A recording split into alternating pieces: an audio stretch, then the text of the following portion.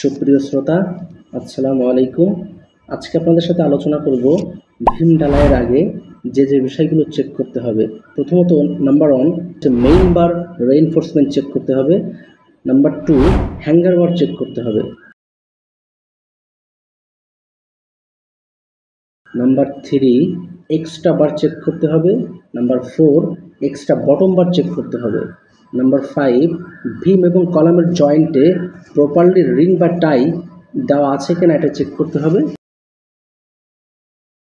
Number 6 Bhim size check করতে হবে।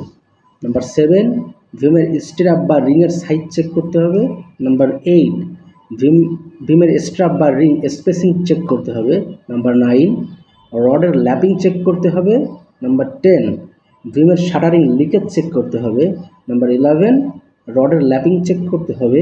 Number 12 strap hook 135 ডিগ্রিতে আছে কিনা এটা চেক করতে হবে।